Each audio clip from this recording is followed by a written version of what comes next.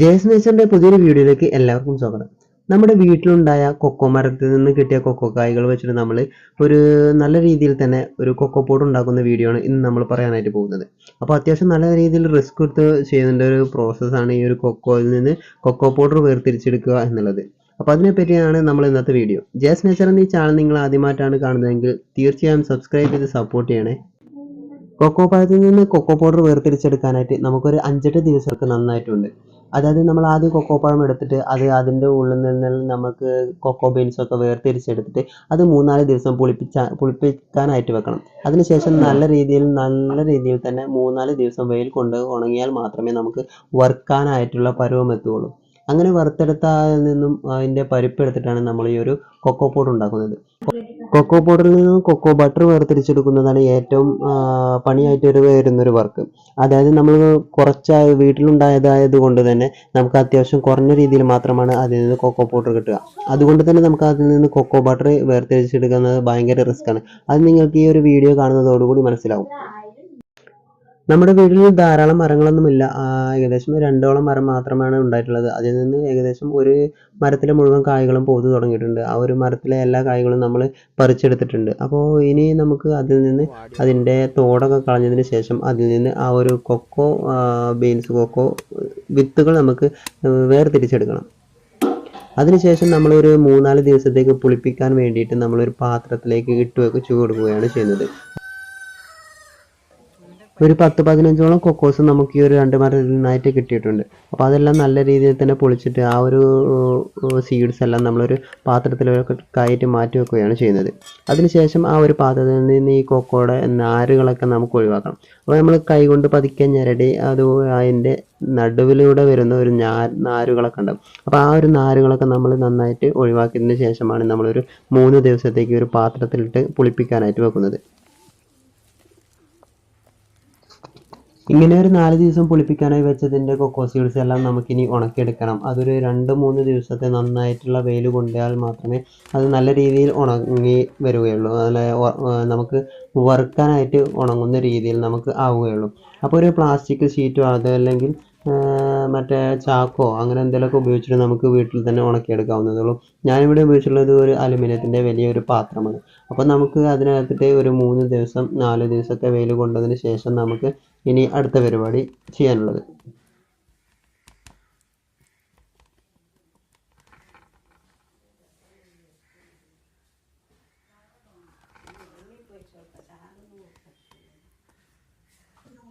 നമ്മൾ 4 ദിവസത്തെ വെയിലൊക്കെ നന്നായി കൊണ്ടതിന് ശേഷമുള്ള കൊക്കോ ബീൻസാണ്, കൊക്കോ സീഡ്സുകളാണ് നമ്മളിപ്പോൾ കാണുന്നത്.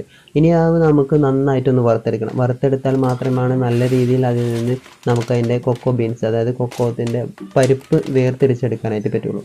അപ്പോൾ ഇത് നന്നായിട്ട് നമുക്ക് ഒരു പാത്രത്തിലിട്ട് വറുത്ത് എടുക്കേണ്ടതായിട്ടുണ്ട്.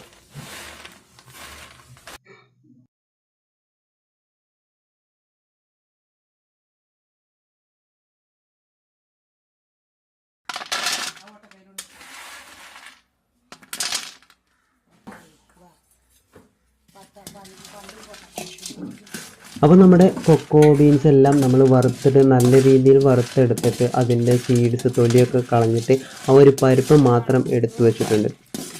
നമ്മൾ ഈ ഒരു ഇത്രയും കൊക്കോ എടുത്തിട്ട് നമുക്ക് കിട്ടിയ കൊക്കോ ബീൻസാണ്, കൊക്കോൻ്റെ പരിപ്പുകളാണ് കേട്ടോ ഇത്. ഇത്രയൊന്നും കിട്ടുമെന്ന് പ്രതീക്ഷിച്ചതല്ല. അത്യാവശ്യം നല്ല ക്വാളിറ്റിയുള്ള സീഡ്സുകളാണ് ഇതിൻ്റെ അകത്തുണ്ടായിരുന്നത്. അപ്പോൾ ഇത്രത്തോളം പരിപ്പ് നമുക്ക് അതിൽ നിന്ന് എടുക്കാനായിട്ട് പറ്റി.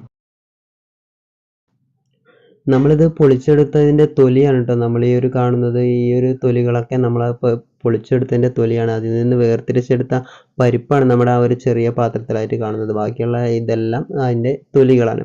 അപ്പോൾ ഇത് നമുക്ക് ഇനി ഒന്ന് നന്നായിട്ട് പൊടിച്ചെടുക്കണം.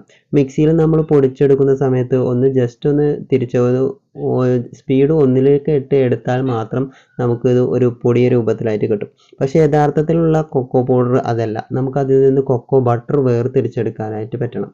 അപ്പോൾ അങ്ങനെ ഒരു കൊക്കോ ബട്ടർ, കൊക്കോയിൽ നിന്നും വേർതിരിച്ചെടുക്കുന്ന എണ്ണ, അത് വേർതിരിച്ചെടുത്താൽ മാത്രമാണ് നമുക്ക് യഥാർത്ഥത്തിലുള്ള കൊക്കോ പൗഡർ കിട്ടുകയുള്ളൂ. അപ്പോൾ ആദ്യം ചെറുതായിട്ടൊന്ന് സ്പീഡ് 1ലേക്ക് ഇട്ട് എടുത്താൽ നമുക്ക് ഈ ഒരു രൂപത്തിലേക്കുള്ള കൊക്കോ പൗഡറാണ് ലഭിക്കുക. അപ്പോൾ അത്യാവശ്യം നമ്മുടെ വീട്ടിലൊക്കെ ഉപയോഗിക്കാനായിട്ട് പറ്റുന്നൊരു പൗഡറാണ് ഇത്. പക്ഷേ നമുക്ക് കൊക്കോ ബട്ടർ വേർതിരിച്ചെടുത്തിട്ടില്ല. ഇതിൽ നിന്ന് കൊക്കോ ബട്ടർ വേർതിരിച്ചെടുക്കാനായിട്ട് അത്യാവശ്യം നല്ല രീതിയിൽ തന്നെ ഒന്ന് സ്പീഡ് കൂട്ടിയിട്ട് നമ്മളൊന്ന് കുറച്ചുകൂടി വെയിറ്റ് ചെയ്താൽ അതൊരു കുഴമ്പ് രൂപത്തിലേക്കായിട്ട് മാറും. അപ്പോൾ ആ ഒരു കുഴമ്പ് രൂപത്തിലേക്കായി മാറിയതിന് ശേഷമാണ് നമ്മൾ അതിൽ നിന്ന് കൊക്കോ ബട്ടർ വേർതിരിച്ചെടുക്കുക. ആ ഒരു കുഴമ്പാവുന്ന സമയത്ത് അതിൽ നിന്ന് ഓയിൽ ഇങ്ങനെ പതുക്കെ വരാനായിട്ട് തുടങ്ങും. അപ്പോൾ അതിൽ നിന്ന് നമുക്ക് ഒരു കൊക്കോൻ്റെ ഓയിൽ വേർതിരിച്ചെടുക്കണം. അപ്പോൾ നമ്മൾ മിക്സി ഒന്നുകൂടി നന്നായിട്ട് തന്നെ കറക്കിയതിന് ശേഷം നമുക്ക് ഈ ഒരു രീതിയിലേക്കുള്ള ഒരു കുഴമ്പ് രൂപത്തിലുള്ള കൊക്കോ പൗഡറാണ് കിട്ടിയിട്ടുള്ളത്. ഇനി ഇത് നമ്മൾ വേർതിരിച്ചിട്ട് അതിൽ നിന്ന് കൊക്കോ ബട്ടർ വേർതിരിച്ചെടുക്കാനായിട്ട് നമ്മളിവിടെ കണ്ടെത്തിയത് നമ്മൾ ഈ ഒരു നൂൽപുട്ടൊക്കെ ഉണ്ടാക്കുന്നൊരു അച്ചുണ്ടല്ലോ, നൂലപ്പൊക്കെ ഉണ്ടാക്കുന്നൊരു അച്ച്. അപ്പോൾ ആ ഒരു ഉണ്ടാക്കുന്ന അച്ചിനകത്തേക്ക് നമ്മളൊരു തുണി വെച്ചതിന് ശേഷം അതിൻ്റെ ചില്ലിട്ട് അതിൻ്റെ മുകളിലേക്കായിട്ട് നമ്മൾ ഈ ഒരു കൊക്കോ പൗഡർ കുഴമ്പ് രൂപത്തിലേക്ക് ആക്കി വെച്ച കൊക്കോ പൗഡർ നമ്മൾ ഇട്ട് കൊടുത്തതിന് ശേഷം നന്നായിട്ട് അത് പ്രസ് ചെയ്ത് കൊടുക്കുകയാണ് ചെയ്തിട്ടുള്ളത്. അപ്പോൾ അതിൽ നിന്ന് തന്നെ നമുക്ക് ഈ ഒരു കൊക്കോ ബട്ടർ ഓയിൽ വേർതിരിച്ചെടുക്കാനായിട്ട് കഴിഞ്ഞിരിക്കുന്നു. അല്ലാതെ നമ്മൾ കിഴി കെട്ടിയ രൂപത്തിലൊക്കെ നമ്മൾ ഓയിൽ എടുക്കാനായിട്ട് ശ്രമിക്കുന്നത് അത്യാവശ്യം കുറഞ്ഞ രീതിയിലായതുകൊണ്ട് തന്നെ നമുക്ക് ഓയിലൊന്നും അതിൽ നിന്ന് വേർതിരിച്ചിട്ട് കിട്ടാനായിട്ട് കഴിയില്ല. അപ്പോൾ ഈ ഒരു രീതി ഉപയോഗിക്കുകയാണെങ്കിൽ നല്ല രീതിയിൽ തന്നെ അതിൽ നിന്ന് കൊക്കോ ബട്ടർ വേർതിരിച്ചെടുക്കാനായിട്ട് കഴിയും. എങ്കിലും ഇത്രയും നമ്മൾ കൊക്കോ പൗഡർ ഇട്ടതിന് ശേഷം നമുക്ക് കിട്ടിയ ആകെ ഓയിൽ എന്ന് പറയുന്നത് വളരെ കുറച്ചാണ്. ഈ ഒരു പാത്രത്തിൻ്റെ അടിഭാഗം പരക്കുന്ന രീതിയിൽ മാത്രമാണ് നമുക്ക് കൊക്കോ ബട്ടർ വേർതിരിച്ചെടുക്കാനായിട്ട് കഴിഞ്ഞിട്ടുള്ളത്. നമുക്ക് കിട്ടിയ ആകെ കൊക്കോ ബട്ടർ, അതായത് കൊക്കോത്തിൻ്റെ ഓയിൽ എന്ന് പറയുന്നത് ഈ ഒരു കാണുന്ന പാത്രത്തിൻ്റെ അടിഭാഗത്ത് മാത്രം വരുന്ന ഈ ഒരു കുറച്ച് ഭാഗമാണ് കൊക്കോ ഓയിൽ കിട്ടിയിട്ടുള്ളത്. ഇപ്പോൾ നമ്മുടെ കൊക്കോ പൗഡർ എന്ന് പറയുന്നത് നമ്മൾ ഈ ഒരു ഇടിയപ്പത്തിൻ്റെ അച്ചിൽ നിന്ന് എടുത്ത ഈ ഒരു ഷേപ്പിലാണ്. ഇത് കുറച്ച് കഴിഞ്ഞ് ഒരു തണുത്ത് കഴിയുമ്പോഴേക്കും ഇത് നല്ല രീതിയിൽ തന്നെ പൗഡറായി കാണും. ഇപ്പോൾ നമുക്ക് നോക്കിയാൽ കാണാം, നമുക്ക് നമ്മൾ കടയിൽ നിന്നൊക്കെ വാങ്ങുന്ന ഒരു രീതിയിലുള്ള ചോക്ലേറ്റിൻ്റെ ഒരു ഷേപ്പാണ് ഇപ്പോൾ നമ്മുടെ കൊക്കോ പൗഡറിനുള്ളത്. ഇനി ഇത് കുറച്ച് കഴിയുമ്പോൾ ഒന്ന് തണുത്ത് കഴിഞ്ഞതിന് ശേഷം നമുക്ക് പൗഡറായിട്ട് ഫ്രിഡ്ജിലൊക്കെ വെച്ച് സൂക്ഷിച്ചെടുക്കാവുന്നതാണ്.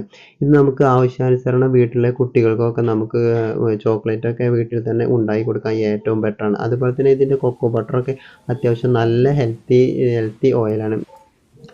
അപ്പോൾ ഇത്രയൊക്കെയാണ് നമ്മുടെ വീട്ടിലുണ്ടായ കൊക്കോയിൽ നിന്ന് നമ്മൾ കൊക്കോ പൗഡർ ഉണ്ടാക്കിയെടുക്കുന്നതിനെ പറ്റിയിട്ട് വീഡിയോയിൽ പറയാനുള്ളത്.